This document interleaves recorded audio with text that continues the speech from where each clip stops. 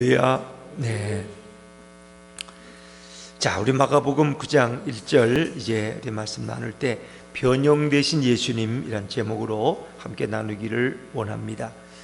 오늘 우리는 마가복음 9장의 말씀을 변화산에서 예수님이 아름다운 모습으로, 영광된 모습으로 변형되신 사건으로 그렇게 우리는 기억하고 알고 있습니다. 근데 놀랍게도 오늘 이 변화산 사건 바로 앞에는, 이 본문 앞에는 예수님 자신이 앞으로 당할 고난에 대해서 밝히시는 장면이 나옵니다. 우리 앞장에 마가복음 8장 31절 말씀인데, 우리 한 장 앞으로 다시 돌리셔서 마가복음 8장 31절 말씀 우리 한번 같이 읽어볼까요? 같이 읽죠. 시작. 인자가 많은 고난을 받고 장로들과 대제사장들과 서기관들에게 버림받되어 죽임을 당하고 사흘 만에 살아나야 할 것을 비로소 그들에게 가르치시되. 아멘. 첫 번째 순환 예고입니다. 예수님은 자신이 예루살렘에 올라가면은 제자들이 기대하는 것처럼 왕이 된다든가 큰 영광스러운 위치에 올라가는 것이 아니라 인자 자신이 예루살렘에 올라가면 많은 고난을 받고, 그리고 신문을 당하고, 그리고 결국 죽임을 당할 것을 말씀하시죠. 이 말씀을 나눈 자리는 빌립보 가이사라는 곳이었는데, 예수님이 제자들에게 사람들이 나를 누구라고 하느냐 라는 물은 이야기부터 시작됩니다. 더러는 세례 요한, 더러는 엘리야, 더러는 선지자 중에 한 사람이라고 말합니다. 예수님이 그래요.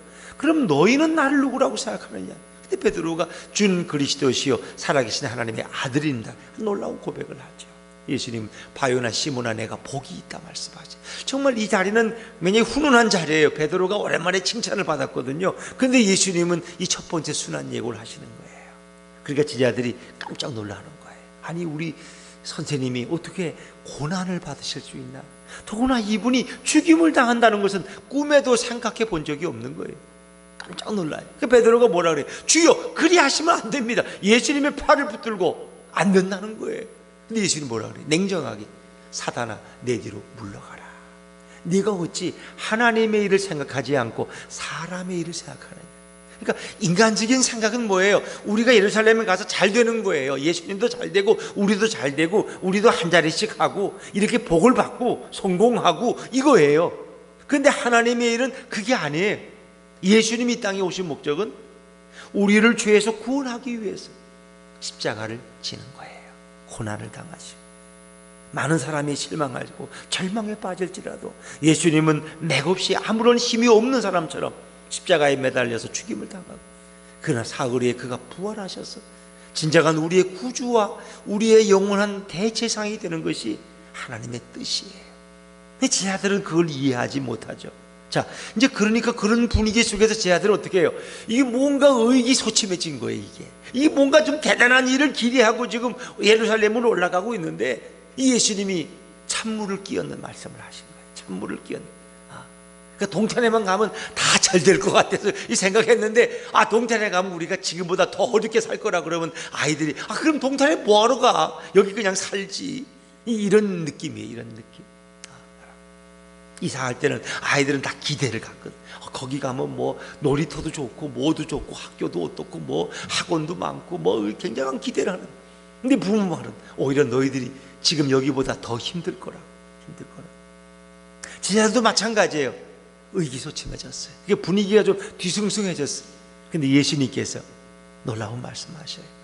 자, 너희 중에 죽기 전에 하나님의 나라가 권능으로 임하는 것을 볼 자들도 있을 것이다. 자, 우리 9장 1절 말씀 한번 읽어볼까요? 9장 1절입니다. 시작. 또 그들에게 이르시되 내가 진실로 너희에게 이르노니 여기 서 있는 사람 중에는 죽기 전에 하나님의 나라가 권능으로 임하는 것을 볼 자들도 있느니라 하시니라. 자, 죽기 전에 그들 중에 어떤 사람들은 하나님의 나라가 권능으로 임하는 것을 볼 자들도 있다. 자, 하나님의 나라가 권능으로 임하는 것이 어떤 것일까? 여기에 대한 많은 의견이 있습니다. 예수님이 십자가에 죽으셨다가 부활하는 사건, 또 오순절 성령의 이 성령 사건을 통해서 이 마가의 다락방에 성령 강림이 임함으로 그들이 방언하고 그리고 힘을 얻고 나가서 복음을 증거하는 이런 사건을 가리킨다고 이렇게 설명하는 일이 있어요. 그러나 멀리 갈 거 없어요. 이 말씀은 곧 6일 후에 응답이 되어집니다. 엿새 후에. 그러니까 하나님의 나라가 권능으로 임하는 것이라는 건 뭐예요? 천국을 경험. 하나님의 나라가 능력 있게 임하는 것은 바로 그들이 천국의 일면을 보게 된다는 거예요. 천국은 도대체 어떤 곳일까? 여러분 궁금하지 않습니까? 궁금하지 않습니까? 그래서 구약에서는 메시아가 오실 때 일어나는 일들이 설명되잖아요. 예수님, 세례 요한이 지하들을 보내서 예수님에게 당신이 오실 메시아가 맞습니까? 라고 물었어요. 왜? 세례 요한도 인간인지라. 정말 예수 그리스도가 하나님의 아들이고 우리의 메시아라는 걸 그가 믿고 있었지만 그가 감옥에 갇혀 있으면서 예수님에 대한 의심이 생겼어요. 지하들을 보내서 예수님 뭐라 그래요? 너희가 본대로 이야기해라. 소경이 눈을 뜨고 안진뱅이가 걷는다고 가서 이야기해라. 그게 뭐예요? 하나님의 권능이 임함으로 소경이 눈을 뜨는 일이, 안진뱅이가 걸으며 뛰는 일이라. 이사야 35장에 보니까 그건 아니죠. 평화가 임하는데 아이들이 독사의 굴에 손을 넣어도 손을 물지 않고, 독사 아이들이 사자와 함께 뒤엉켜 노는 그런 평화로운 세상을 천국의 한 모습, 메시아가 임한 하나님의 나라의 모습으로 설명하고 있습니다. 하나님의 나라가 권능으로 임하는 것을 볼 자들도 있다. 이게 무슨 얘기인지 잘 몰랐어요. 그런데 엿새 후에 그것이 그대로 이루어집니다. 자, 우리 2절 말씀, 9장 2절 말씀 한번 읽어볼까요? 9장 2절과 3절입니다. 9장 2절과 3절 시작. 엿새 후에 예수께서 베드로와 야고보와 요한을 데리시고 따로 높은 산에 올라가셨더니 그들 앞에서 변형되사 그 옷이 광채가 나며 세상에서 빨래하는 자가 그렇게 희게 할 수 없을 만큼 매우 희어졌더라.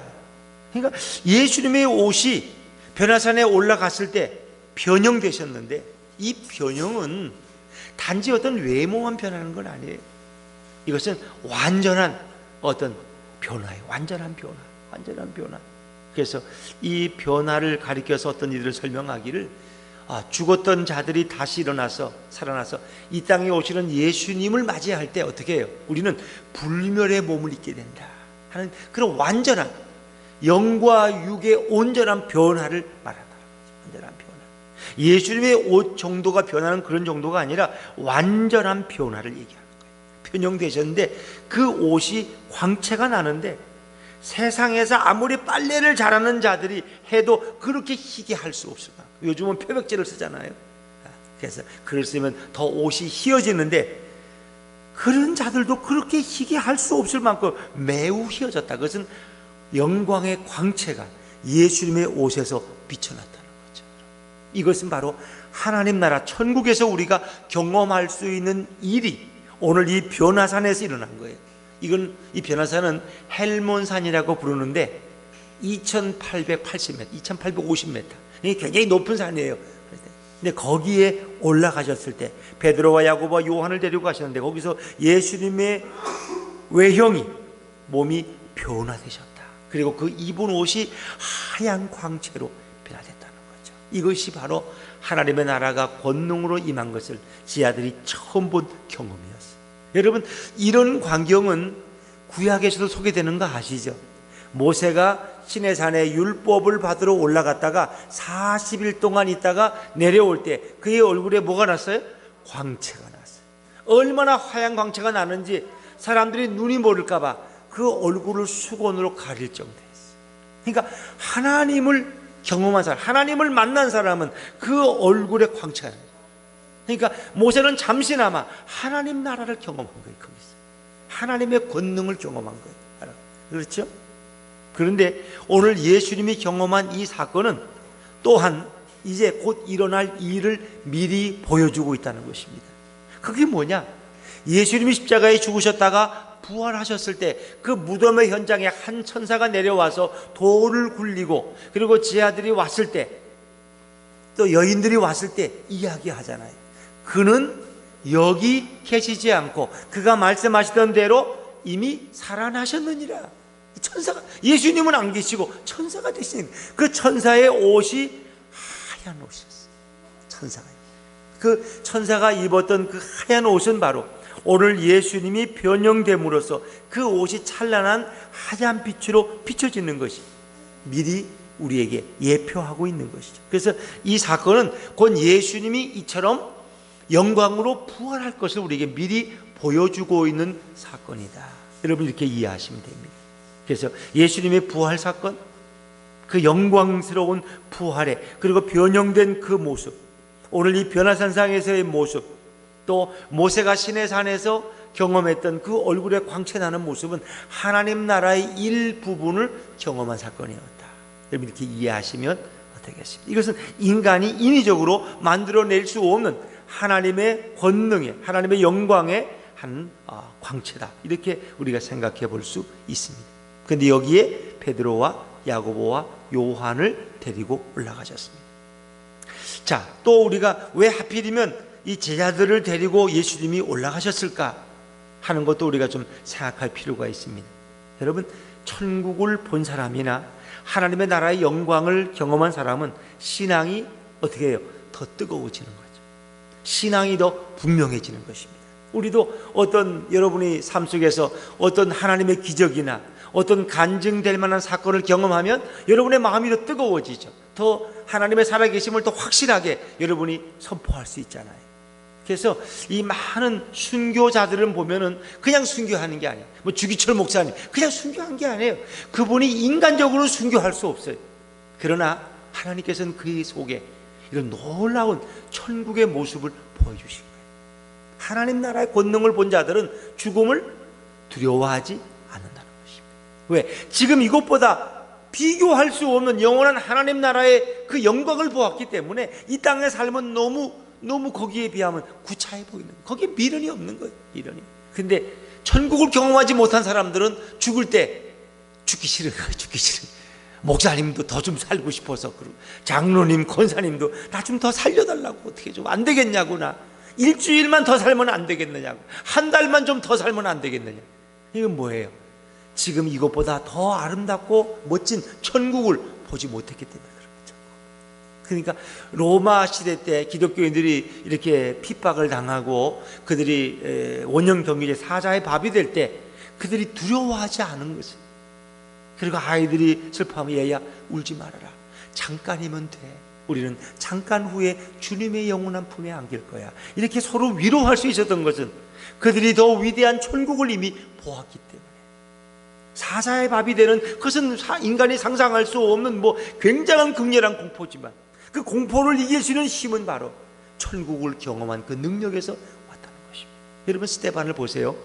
스데반이 복음을 증거하다가 이 유대인들에 의해서 돌에 맞아 죽잖아요. 근데 스데반이 그 복음을 증거할 때 그의 얼굴이 누구의 얼굴과 같다 그랬어요? 천사의 얼굴과 같다. 천사의 얼굴도 쓸까? 천사의 얼굴은 영광스러운 모습이에요. 그 스데반의 모습이 마치 환한 광채가 나는 그 천사의 모습과 같다. 또 스데반은 사도행전 7장의 마지막 순교의 장면을 보면은 그 스데반이 뭐예요? 하늘을 우러러서 바라보는데 거기에 하나님 보좌 옆에 서 계신 예수 그리스도를 보았다고 성경은 증언하고 있어요. 우리가 예수님을 천국에 계신 예수님을 보았다면 그 돌에 맞아 그 두려움이 아니죠. 그건 굉장한 기쁨이죠. 내가 이제 예수님을 만나는 거는. 그러니까 그것이 신앙의 사건이에요. 우리의 삶 가운데 이런 아름다운 천국을 목도하는 일들이 일어날 수 있기를 주의 이름으로 축원합니다. 아마 지금도 여러분이 열심히 섬기지만은 이런 일들을 우리가 경험하게 되면 지금 섬기는 건 너무 시시할 거예요. 너무 시시. 너무 인간적일 거예요. 천국을 목도하사 하나님 보좌 우편에 서 계신 영광된 그 예수님과 천사들의 모습을 목도한 사람은 세상에 두려운 게 어디 있어요? 두려운 게 없어요. 그렇기 때문에 그들은 담대하게 순교할 수 있는 거예요. 여러분 순교자들이 인간적으로 보면은 두려움 속에서도 이렇게 했다고 보이지만 대부분의 순교자들은 이미 천국을 경험한 자들이었다 하는 것입니다. 또 오늘 이 변화의 사건은 또 한 가지 설명을 단다면 이것은 천국의 리허설이라고 생각해요. 우리가 천국을 보지는 못하지만 지금 보지는 못했지만 천국을 우리가 이 장면을 통해서 상상할 수 있다는, 예측할 수 있다는 것입니다. 그래서 우리가 어떤 연극이나 어떤 공연을 하기 전에 미리 준비할 때 하루 전에 이틀 전에 일주일 전에 리허설을 합니다. 리허설. 그 공연 리허설을 해요. 그 공연 때 할 것을 미리 한번 배우들이 나와서 실제 다 행해보는 거예요. 그게 공연 리허설이에요. 리허설. 근데 어찌 보면 오늘 이 말씀은 천국 리허설이라고 할 수 있어요. 우리가 장차 들어갈 목도할 천국의 이 아름다운 광경을 오늘 변화산에서 미리 우리가 보고 있는 거예요. 특별히 베드로와 야고보와 요한은 그것을 목도하게 됐어요. 그게 얼마나 영광스러웠을까? 여러분 생각해 보세요. 주님은 오늘 그들에게 천국의 영광을 보여주기를 원하셨어요. 근데 오늘 예수님의 모습이 바로 이렇게 흰 모습으로 변화되어서 이제 그가 곧 십자가에 죽지만은 그가 부활할 것을 우리에게 미리 보여주고 있는 거예요. 부활의 그 영광된 모습을 오늘 변화산 속에서 예수님은 이 지하들에게 미리 경험되어지게 하시고 하나님 나라의 권능을 그 영광의 빛을 그들로 하여금 보게 하셨다는 것입니다. 근데 놀라운 참 거기에 이제 누가 나타났어요? 구약의 인물이 거기 나타났어요. 자, 4절 말씀이에요. 4절입니다. 4절 같이 읽죠. 시작. 이에 엘리야가 모세와 함께 그들에게 나타나 예수와 더불어 말하거늘. 이 변화산에 왜 엘리야와 모세가 나타났을까? 자, 우리가 얼른 생각하면 모세는 뭐의 대표자예요? 율법의 대표자예요. 그래서 성경에 보니까 율법은 모세로 말미암아 주신 것이요. 그래서 모세는 우리가 알다시피 모세오경을 기록한 저자라고 우리는 그렇게 일반적으로 알고 있습니다. 율법의 대표자가 바로 모세. 실제 모세가 시내산에서 율법을 받은 사람이고 율법을 백성들에게 전달한 사람이 바로 모세입니다. 모세와 율법은 뗄래야 뗄 수 없는 관계예요. 자, 그러면 엘리야는 뭘까요? 엘리야는 뭐예요? 직업이 선지자입니다. 많은 선지자의 대표가 바로 엘리야입니다. 그럼 바꿔 말하면 구약의 율법의 말씀들은, 그러니까 더 쉽게 말하면 창세기, 출애굽기, 레위기, 민수기, 신명기는 누구에 대해서 말하고 있어요? 누구에 대해서? 예수님에 대해서 말하고 있어요. 모든 율법서는 예수님을 가리키는 거예요. 예수님. 그러니까 여러분이 진정 성경을 바로 읽는 것은 창세기에서, 레위기에서, 출애굽기에서, 민수기에서, 신명기에서 예수님을 보실 수 있어요. 예수님으로 성경을 해석할 수 있어야 돼요. 그래야 여러분 성경을 바로 본다고 말할 수 있어요. 그러니까 아무나 볼 수 있는 건 아니죠. 예수의 계시를 하나님이 열어주셔야 돼요. 우리가 기도하고 그래서 성경을 보는 거잖아요. 근데 중요한 것은 모든 성경은, 특별히 구약 성경 39권은 예수님을 가리키고 있다는 걸 우리가 먼저 바로 깨달을 수가 있어요. 그러면 이 모든 예언서는 결국 누구에 대해서 말하고 있는 거예요? 예언서는 예수님에 대해서, 예수님이 이루실 새로운 나라에 대해서 예언서는 말씀하고 있고, 그 예언의 중심은 바로 이 땅에 오시는 우리의 구원주 예수 그리스도를 가리키고 있다는 것입니다. 이걸 여러분이 아셔야 돼요. 그건 다른 걸 얘기하는 게 아니에요. 예수님이 오심으로 이루어질 모든 세상 예언서는 우리에게 말씀하고 있다. 그러면 모세와 엘리야도 결국 이 땅에 오실 예수님의 삶을 대신 살아갔던 이들인 것입니다. 결국 모세와 엘리야, 그리고 그들을 대표하는 율법과 예언서들은 누구를 가리키느냐? 예수 그리스도를 가리키고 있다는 것입니다. 결국 오늘 엘리야와 모세가 그 변화산에 나타난 것은 율법과 예언서는 예수 그리스도에 대해서 말하고 있다.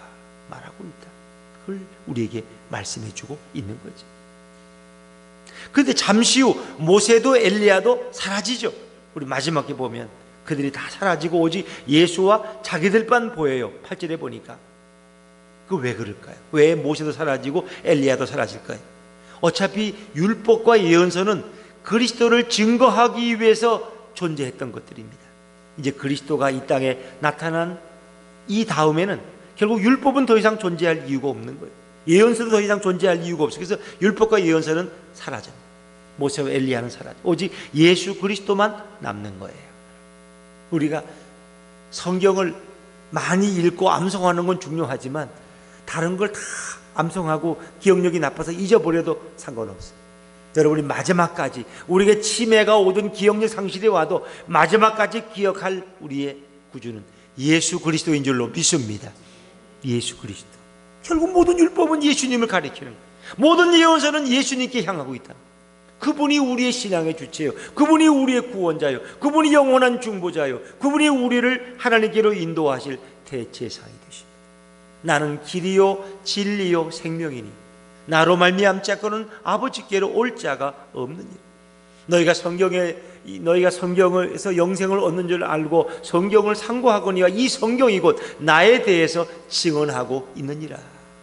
예수님 말씀, 성경은 나에 대해서, 여기서 말하는 성경은 바로 구약 성경 전체를 가리킵니다. 그렇습니다. 자, 그러니까 이 광경이 베드로가 얼마나 감동스러운지 베드로가 놀라운 제언을 했습니다. 무슨 제안했죠? 자, 5절 말씀 한번 읽어볼까요? 5절입니다. 시작. 베드로가 예수께 고하되 랍비여 우리가 여기 있는 것이 좋사오니 우리가 초막 셋을 짓되 하나는 주를 위하여 하나는 모세를 위하여 하나는 엘리야를 위하여 하사이다 하니 아멘 그랬습니다. 자, 오늘 참 베드로가 놀라운 제안을 했어요. 여기에 초막 셋을 짓습니다. 초막 셋을. 그리고 하나는 모세, 하나는 엘리야, 하나는 예수님을 위해서 짓겠다는 것입니다. 그런데 예수님은 허락하지 않으십니다. 왜? 아직 예수님은 고난과 부활을 기록하지 않으셨기 때문에. 예수님이 이 땅에 오신 목적은 한마디로 말하면 십자가를 지기 위해서 오신 거예요. 십자가를 통해서 인간의 모든 죄를 그의 양 어깨에 지시고 십자가에서 인간의 모든 죄를 대속하기 위해서 오신 거예요.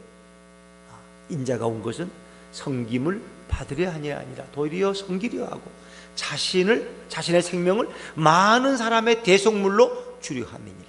예수님이 오신 목적은 대속물이 되기 위해서 오신 거예요. 다시 말하면 구약으로 말하면 제단의 제물이 되기 위해, 희생의 제물이 되기 위해서 오신 거예요. 어떤 십자가라는 제단에 제물이 되심으로, 그분이 피 흘리심으로 인류의 죄가 용서받고 인류를 천국으로 인도하기 위해서 오신 분이 바로 예수님이십니다. 그래서 예수님은 제 아들을 데리고 다시 산에서 내려오는 것입니다. 그것은 제 아들도 마찬가지. 제 아들도 언젠가는 영원한 천국에 들어갈 것이지만 그러나 지금은 산 아래로 내려가서 복음을 전해야 될 사명이 제 아들에겐 있는 것입니다. 6절에 보니까 이는 그들이 몹시 무서워함으로 그가 무슨 말을 할지 알지 못함이더라. 베드로는 너무 당황해서 그가 할 수 있는 말이 이 아름다운 이 천국과 같은 이곳에 초막셋을 짓고 여기 거하면 얼마나 좋겠습니까? 그런데 그 말 할 때 어떤 일이 났어요? 자, 7절 말씀입니다. 7절입니다. 7절 시작. 마침 구름이 와서 그들을 덮으며 구름 속에서 소리가 나되 이는 내 사랑하는 아들이니. 아멘. 구름이 와서 그들을 덮으며 구름 속에 소리가 나되. 모세가 시내산에 올라갔을 때 하나님이 어떻게 강림하셨어요? 불과 연기 가운데, 구름 가운데 강림하셨어요. 그리고 모세를 만나주셨어요. 구름의 덮임은 곧 하나님의 임재를 경험하는 거예요. 그래서 우리가 레위기를 이렇게 아침에 읽으면서 이제 묵상하지만은 레위기에서도 그래요. 그 장막에 들어가서 그들이 기도할 때 구름이 장막에 임했다. 그것은 바로 하나님이 임재하셨다. 하나님이 말씀하셨다. 그래서 하나님은 구름과 불과 연기 가운데 강림하셔서 그들을 만나 주셨고, 그 이스라엘 백성 200만이 진을 치고 있는 그 중심에 있는 회막에, 그 성소와 지성소에 구름으로 임재하셔서 떠나지 아니하셨다는, 또 밤에는 불기둥으로 낮에는 구름기둥으로, 그건 하나님이 그 백성과 함께 하셨어요. 40년 동안 그들과 동행하셨다는 걸 의미하는 거예요. 근데 구름이 와서 그들을 덮는데 구름 속에서 하나님의 소리가 울려나왔어요. 어떤 소리예요? 이는 내 사랑하는 아들이니 너희는 그의 말을 들으라 하는지라. 내 사랑하는 아들이니. 하나님의 사랑하는 아들은 누굽니까? 바로 예수 그리스도십니다. 물론 예수님은 하나님과 동등하신 분이고 하나님과 동등한 신적 능력을 가지고 계시지만은 우리가 위격을 따지면은 성부 하나님, 성자 예수님, 성령, 그렇죠. 그래서 예수님은 제2격인 성자, 하나님의 아들로 표현되고 있는 것입니다. 그래서 하나님은 예수님을 부를 때 아들이라고 호칭하시죠. 이는 내 사랑하는 아들이니 너희는 그의 말을 들으라. 공개적인 선언인데 뭐 제 아들이 예수님의 말을 듣지 않아서 하는 얘기가 아니라, 이것은 저 예수는 바로 나의 아들 메시아다 하는 것을 공개적으로 하나님이 말씀하시죠. 공개적. 여러분, 이런 사건이 예수님의 생애 속에 앞에 한 번 더 나오죠. 어떨 때? 요단강에서 세례받고 세례 요한이 세례받고 나오실 때 성령이 비둘기같이 임하고 하늘에 소리가 나서 이르되 저는 내 사랑하는 아들이니 너희는 그의 말을 들으라. 그러니까 뭐예요? 이거는 예수님의 생애, 공생에 처음 세례받고 시작할 때 하나님은 그가 메시아임을 공개적으로 말씀하셨어요. 공개적으로. 그리고 오늘 예수님의 순환 예고가 시작되는 이곳에서 하나님은 또 한 번 말씀하세요. 저는 나의 아들 메시아다. 메시아다. 메시아는 하나님의 아들로 이 땅에 오시는 분. 그렇습니다. 그런데 결국 그들이 정신을 차리고 제자들이 돌아보니 아무도 안 보였다. 그게 뭐예요? 모세도 안 보이고 엘리야도 안 보이고 오직 예수님과 자기들 뿐이었더라. 다른 번역 누가복음은 오직 예수만 보이더라 이렇게도 나와 있는데 여기는 오직 예수와 자기들 뿐이었더라. 자, 8절 말씀 한번 읽어볼까요? 8절입니다. 8절 시작. 문득 둘러보니 오직 예수와 자기들 뿐이었더라. 아멘. 참 놀라운 의미가 있는 거죠. 소리가 다 그쳤어요. 모든 것이 다 멈췄어요. 모든 것이 다 멈췄어요. 오직 누가 보여야 돼? 예수만 봐야 돼. 여러분이 이렇게 바쁘게 하루를 살아가면 직장에 나가고 사업하고 뭐 열심히 일해 뭐 바빠요. 자기들 키우고 결혼시키고 뭐 바빠요. 그런데 마지막 우리가 정말 하나님의 부름을 받고 이제 마지막 임종을 앞둘 때 누구만 보이면 좋겠어요? 예수님만 보이면 좋겠어요. 예수님만 보이면. 섭섭한 게 많아. 큰아들한테 야 이놈아 너는 나 미국 보내달라니 미국도 안 보내주고 이 나쁜 자식. 에? 너는 이놈아 양복 한 벌도 안 해줘가지고 둘째 아들 이놈 나쁜 놈이라고. 그런 거 보이면 안 돼요. 섭섭한 거. 에? 오직 예수만 보여. 예수만. 예수만. 왜? 예수님을 통해서 우리는 천국에 들어가니까 예수만 보여. 오늘 지 아들에게도 오직 예수님만 보여야 되는 거예요. 예수 외에 그리고 자기들과 예수님만 거기 있더라. 구약 성경 39권의 결론은 바로 예수 그리스도십니다. 그래서 성경이 기록된 목적은 예수님을 보여주고 예수님만 우리로 하여금 바라보게 하려는 것이 성경이 기록된 목적입니다. 왜? 예수 그리스도를 통해서 죄인된 우리들이 죄에서 회복되고 하나님의 자녀가 되고 천국 백성이 되고 예수님을 통해서 우리는 천국에 들어가게 될 줄로 믿습니다. 그러니까 예수님만 보이면 되는 거예요. 그래서 우리가 어떤 이제 교단이나 어떤 교회, 전에도 보니 춘천에 있던 어느 교회 한 무슨 교회는 매일 신문에다 광고를 내. 교인들 광고를 한 면을 그 굉장히 또 한 3천만 원 될 텐데 그걸 내서 교인들이 뭐 자기 간증하는 걸 거기다 뭐 한 10사람씩 내서 이렇게 뭐 돈도 누가 냈는지 모르겠어요. 하여튼 그렇게 하더라고. 그 교회는 그런 체험을 중요시하는 교회예요. 일종의 자칫 그게 너무 지나치면 신비주의가 되는데 우리 신앙이는 어떤 건 신비예요. 신비. 신앙의 사건들을 우리가 경험해 보지 못한 새로운 경험을 갖는 거죠. 그래서 우리가 뭐 교회 나와서 예수 믿고 또 뭐 기도원에 갔다가 또 부흥에 참석했다가 뭐 우리가 뭐 방언을 하게 된다든가 또 어떤 은사를 받게 된다든가 뭐 은사는 뭐 적어도 한 50까지 70까지 되거든요.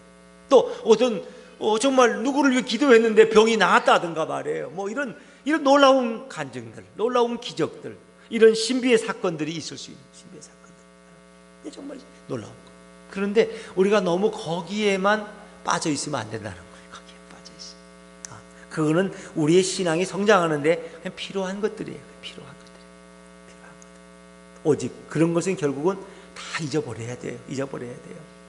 또 뭐 난 옛날에 내가 이렇게 그냥 이런 걸 봤다. 물론 그런 게 뭐 내게 놀라운 간증이고 또 기적의 체험이니까 그걸 뭐 말할 수 있죠. 그러나 이제 우리는 예수만 말하고 예수님만 보이고 예수님만 향할 수 있기를 주의 이름으로 축원합니다. 예수 외에 그건 중요하죠. 오늘 기도원 원장님이 그냥 여자 원장이 안수를 잘해가지고 나 그때 병 고치고 이렇게 그냥 예수 믿고 살아간다고. 물론 그 원장님이 해준 거 중요해. 그러나 예수님이 그 원장님을 통해서 역사하신 거지. 그럼 예수님이 영광을 받아야지. 맨날 그 원장한테만 영광을 돌려. 그거 잘못된 거란 말이에요. 잘못된 거란. 우리는 오직 예수님께만 향할 수 있어야 돼요. 믿음의 주에 온전케 하시는 예수를 바라보자. 왜냐하면 그분은 우리의 영원한 구원자요, 우리의 영원한 중보자요, 우리의 영원한 대장이시여. 바로 그분이 나의 하나님이시기 때문에 예수 그리스도만 바라보는 것이 매우 중요합니다. 그래서 우리가 신앙생활을 하면서도 예수님만 바라봐야 되는데 예수님 외에 다른 걸 자꾸 바라보다 보면 시험이 들고 어려움이 겹쳐요. 우리가 오직 예수님만 바라보고 예수님만 묵상할 수 있으면 얼마나 좋을까요? 내 안에 예수님을 모시고 살아가는 인생은 다른 일로 시험 들지 않습니다. 예수님이 주시는 위로 가운데 우리는 이 어려움을 능히 이길 수 있고, 예수님이 주시는 능력 가운데 우리는 어떤 고난도 헤쳐나갈 수 있고, 예수님이 주시는 지혜 가운데 이 세상을 슬기롭게 극복해 나갈 수 있습니다. 오늘도 예수님을 모시고 주님과 함께 걸어가는 복된 인생들 되시기를 주의 이름으로 축원합니다. 기도하겠습니다.